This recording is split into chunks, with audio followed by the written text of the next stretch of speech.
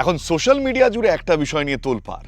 TCS এ চাকরিতে টিকে থাকবার জন্য, বসের মন জুগিয়ে চলবার জন্য কিংবা পদোন্নতির জন্য আপনাকে টোপ দেয়া হচ্ছে ধর্ম পরিবর্তনের। বিষয়টি কি আদৌ সত্যি? বিষয়টার পেছনে কোন ঘটনা রয়েছে? এর আগেও আমরা হিন্দু ধর্মের ওপর আক্রমণ করা হচ্ছে লাভ জিহাদের মাধ্যমে সেই বিষয় সম্পর্কে শুনেছি। লাভ জিহাদ নিয়ে বহু তর্ক বিতর্ক হয়েছে। এবার একটা বড় মাপের ভারতীয় আইটি সংস্থার প্রধান দপ্তরের উচ্চ পদে থাকা একজন সেখানকার মহিলা কর্মীদের হিন্দু ধর্ম ত্যাগ করার প্ররোচনা দিচ্ছেন, এমনটাই অভিযোগ উঠে এসেছে। ঘটনার পেছনে কি রয়েছে? আদৌ কি ধর্ম পরিবর্তন করানোর কোনো গোপন ষড়যন্ত্র সারা পৃথিবী জুড়ে শুরু হয়েছে? আর সেই বিরাট চক্রান্তের মূল টার্গেট কি হিন্দুরা? আজ সেই বিষয় নিয়ে আলোচনা করব। টিসিএস এ ঘটে যাওয়া ধর্মান্তকরণের প্রক্রিয়া কি আসলে বড় কোনো ঘটনার ছোট একটা অংশ মাত্র? আসুন টিসিএস এর ঘটনা কি হয়েছে সেটা একবার জেনে নেওয়া যাক। নমস্কার, আই এম বোসের আবার একটা নতুন ভিডিও আপনাদের স্বাগত। আপনাদের সঙ্গে রয়েছে আমি কুনাল। মহারাষ্ট্রের নাসিক শহরে টাটা কনসালটেন্সি সার্ভিসেস মানে টিসিএস এর একটা অফিসকে ঘিরে যৌন শোষণ আর জোর করে ধর্মান্তকরণের অভিযোগ উঠে এসেছে। এই ঘটনার পর একাধিক এফআইআর দায়ের হয়েছে, আর টিম লিডার, ইঞ্জিনিয়ার মিলিয়ে কয়েকজনকে গ্রেফতার করা হয়েছে। অভিযোগ অনুযায়ী এই সব কিছু নাকি গত 2-3 বছর ধরে চলছিল। নাসিকের টাটা কনসালটেন্সি সার্ভিসেসের কয়েকজন মহিলা কর্মী অভিযোগ করেছেন তাদের টিম লিডাররা অফিসে যৌন হয়রানি করেছে, এমনকি ধর্মান্তকরণ করানোর চেষ্টা করেছে। যে এফআইআরগুলো দায়ের করা হয়েছে তার মধ্যে ধর্ষণের অভিযোগও রয়েছে। এখনো পর্যন্ত অন্তত 6 জনকে গ্রেফতার করা হয়েছে: আসিফ আনসারি, শফি শেখ, শাহরুখ কুরেশি, রাজা মেনন, তৌফিক আস্তার আর আরেকজন অশ্বিন চৈনানি। তবে এখানে শেষ নয়, আরও একজন এইচআর অফিসারকে এখনো খোঁজা হচ্ছে। 18 থেকে 25 বছর বয়সী কয়েকজন মহিলা কর্মীর দাবি 2022 সাল থেকেই এইসব শুরু হয়েছিল, আর তারপর টানা 2-3 বছর ধরে এইসব ঘটনা চলছে।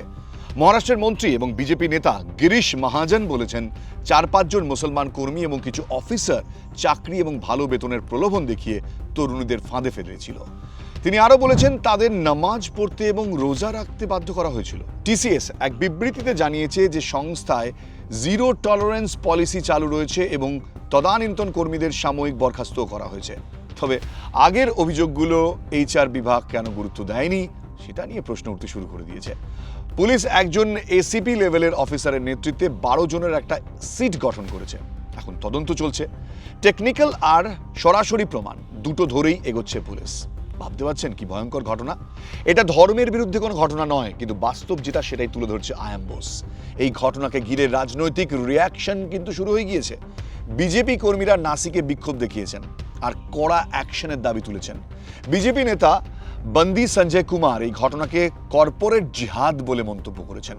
প্রাক্তন সাংসদ এবং শিবসেনা মানে ইউবিটি নেত্রী প্রিয়াঙ্কা চতুর্বেদী কর্মক্ষেত্রে নিরাপত্তা নিয়ে উদ্বেগ প্রকাশ করে টিসিএস এর প্রক্রিয়াকে অপর্যাপ্ত এবং অত্যন্ত হালকা বলে সমালোচনা করেছেন। পরে আর্থি সুব্রমণিয়ম তিনি এই ঘটনার অভ্যন্তরীণ তদন্তের নেতৃত্ব দেবেন। তিনি বলেন যারা দোষী প্রমাণিত হবে তাদের বিরুদ্ধে কড়া ব্যবস্থা নেওয়া হবে, আর যেসব নিয়মকানুন বদলানো বা ঠিক করা দরকার সেগুলোতে দ্রুত চেঞ্জ বা কারেকশন আনা হবে। এরই মধ্যে এই ঘটনাকে নিয়ে একের পর এক নতুন তথ্য সামনে আসতে শুরু করেছে, আর সেগুলো সোশ্যাল মিডিয়াতে ঘুরে বেড়াচ্ছে।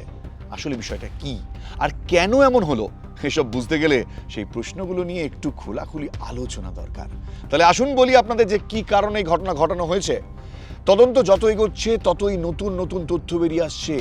এই মামলার অন্যতম অভিযুক্ত নিদা খান এখনো পলাতক। তাকে খুঁজতে পুলিশের তৎপরতা বাড়ানো হয়েছে। পুলিশ সূত্রে কি জানা যাচ্ছে, নিদা খান কোথায় রয়েছেন তা এখনো নিশ্চিতভাবে জানা যায়নি। তার স্বামী মঈন নভীদ ইকবাল খানকে 17 এপ্রিল জিজ্ঞাসাবাদ করা হয়েছিল। তিনি জানিয়েছেন প্রায় 1 সপ্তাহ আগে নিদা বাড়ি থেকে এক আত্মীয়ের বাড়িতে চলে গিয়েছিল এবং সেই ঠিকানায় পুলিশ গিয়ে দেখে যে বাড়িতে তালা ঝুলছে।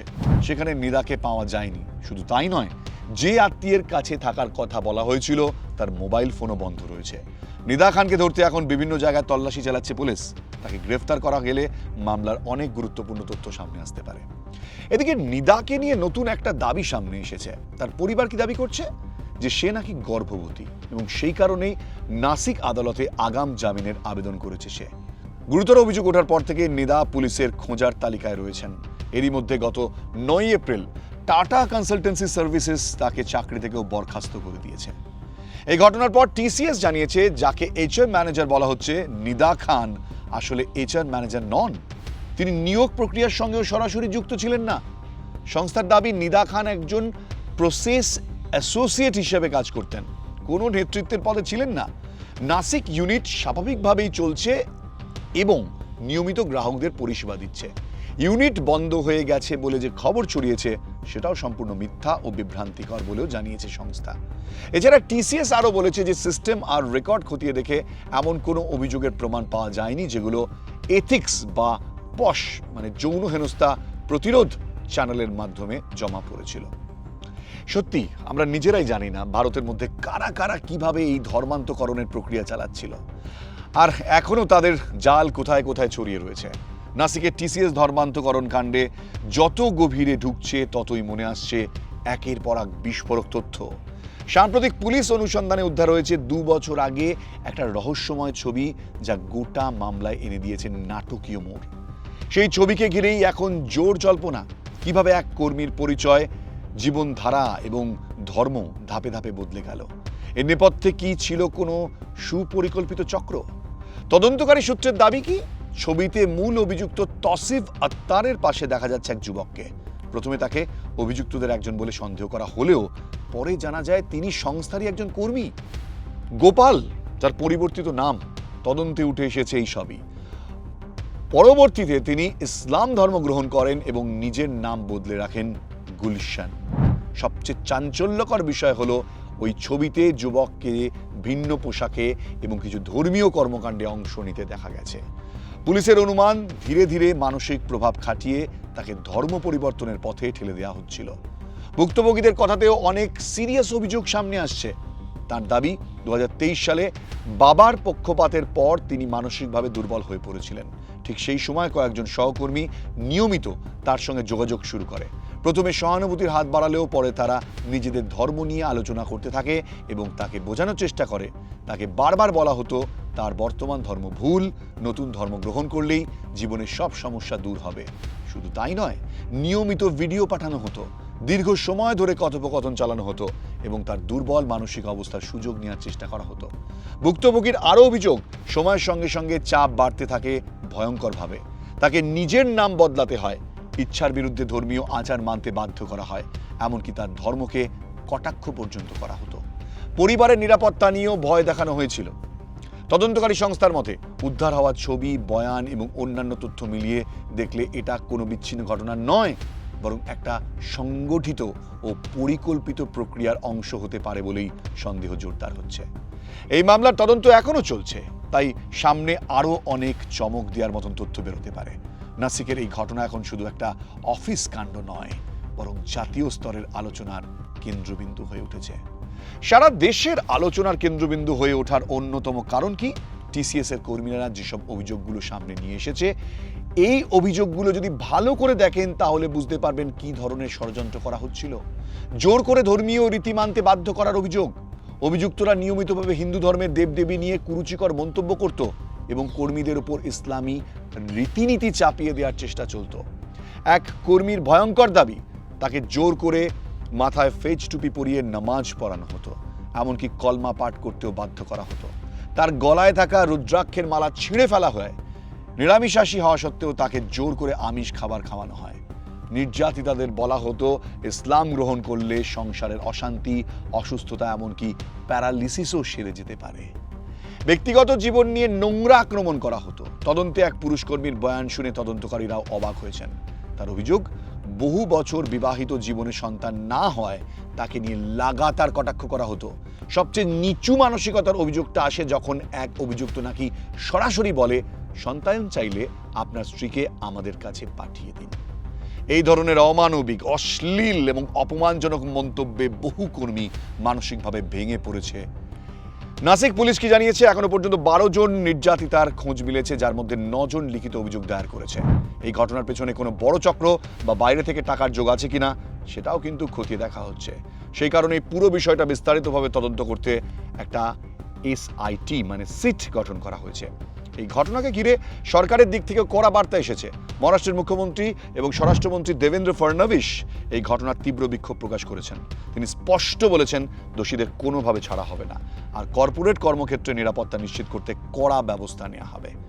এদিকে গোটা দেশ জুড়ে এখন প্রশ্ন উঠছে, একটা নামী কর্পোরেট সংস্থার ভিতরে এতদিন ধরে এমন গুরুতর ঘটনা কিভাবে চলতে পারলো? এর পেছনে আসলে কারা ছিল? আর এমনও কি কেউ আছে যারা এখনো ভয়ে মুখ খুলতে পারেননি? নাসিক কাণ্ড এখন শুধু একটা মামলা নয়, একটা কর্পোরেট নিরাপত্তা, ধর্মীয় স্বাধীনতা এবং কর্মীদের মর্যাদা রক্ষার বড় প্রশ্নচিহ্ন হয়ে উঠেছে। এই সম্পূর্ণ বিষয়টা থেকে আমাদের সামনে যে অভিযোগগুলো উঠে এলো সেগুলো খুব ভয়ঙ্কর এবং এক কঠিন ভবিষ্যতের ইঙ্গিত দিচ্ছে।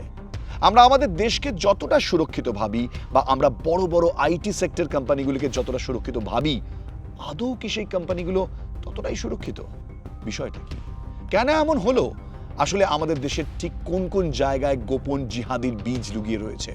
সময় সুযোগ পেলে তা মাটি ফুঁড়ে মাথা উঁচু করে দাঁড়াতে চেষ্টা করবে। সেগুলো নিয়ে কিন্তু শুধু দেশের প্রশাসনকে নয়, আমাদেরকেও যথেষ্ট সতর্ক থাকতে হবে। যে পৃথিবীটাতে আমরা বাস করছি তাতে বহু মানুষ, বহু ধরনের মানুষ থাকে, বহু অপরাধ থাকে, এগুলোকে নিয়েই চলতে হয়।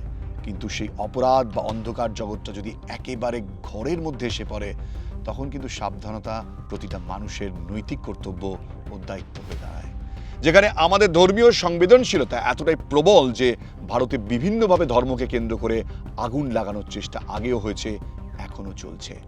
ভারতে হিন্দু ধর্মের ওপর আঘাত বহুবার এসেছে, কিন্তু আধুনিক বিশ্বেও আধুনিক প্রযুক্তিকে কাজে লাগিয়ে যে এই কাজগুলো করা হচ্ছে বা চেষ্টা চলছে, টিসিএস এর এই নাসিক শাখায় ওঠা অভিযোগটা আমাদের সামনে সেটা আরেকবার স্পষ্ট করে দিল। নিদা খান এই নামটা এখন আমাদের কাছে একটা উপমা মাত্র। কারণ নিদা খান কতটা দোষী, নিদা খানের পেছনে কারা কারা আছে, আসল বড় মাথা কে, দেশের কোন কোন সংগঠন এই ভয়ঙ্কর কাজের সাথে যুক্ত, সেগুলো সঠিক তদন্ত করে তুলে আনা জরুরি। তাহলেই আমরা বুঝতে পারবো এই বিষয়টার শিকড় ছিল কত দূর। আর আবার বলি, আমাদের নিজেদেরও এবার সতর্ক থাকাটা প্রয়োজন। আর বাকিটা তদন্তকারী সংস্থা এবং প্রশাসন বলবে। আসলে দেশের অভ্যন্তরীণ নিরাপত্তা এখন পর্যন্ত কতটা সুরক্ষিত? আপনি আমি সত্যি কি সুরক্ষিত তো? নাকি আমাদের চারিদিকে আমাদের অজান্তেই গড়ে উঠেছে এক ভয়ঙ্কর ষড়যন্ত্রের জাল? এই ভিডিওটি দেখার পর অনেকেই রেড়ে করে উঠবেন, বলবেন ধর্মের বিভেদ তৈরি করার চেষ্টা করছেন। আসলে বাস্তব এবং আপনাদের চিন্তা ভাবনার মধ্যে বিস্তর এক ফারাক রয়েছে।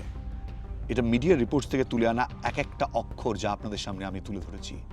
এখানে কোনো ধর্মীয় জিগির নেই। যে ধর্মীয় জিগির রয়েছে সেটা তো আপনারা শুনলেনই। আমরা কোনো ধর্মের বিরুদ্ধাচারণ করতে এখানে বসে নেই, আমরা কোনো ধর্মের বিরুদ্ধেও নই, কিন্তু যা ঘটছে তা সচেতনভাবে আপনাদের সামনে তুলে আনা আমাদের কর্তব্য। আয়াম্বোস প্রত্যেক মুহূর্তে আপনাদের সামনে সেই সব জিনিসে তুলে আনে যা গোটা দেশ জুড়ে ঘটছে।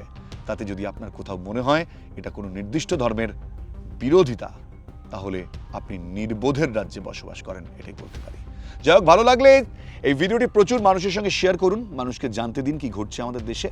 আর হ্যাঁ, এই ধরনের ভিডিও যদি আপনি চান প্রত্যেক মুহূর্তে আপনার হোয়াটসঅ্যাপে এমনি চলে আসবে, কিছু করতে হবে না, জাস্ট ডেসক্রিপশনে চলে যান, একটা লিঙ্ক পাবেন হোয়াটসঅ্যাপ গ্রুপের, জয়েন করে নিন। চ্যানেলটি ভালো লাগলে এক্ষুনি সাবস্ক্রাইব করবেন, আর আপনার গুরুত্বপূর্ণ মতামত জানাতে কিন্তু একদম ভুলবেন না কমেন্ট সেকশনে। দেখা হচ্ছে তাহলে আবার একটা নতুন ভিডিওতে, এখানে শেষ করছি। জয় হিন্দ।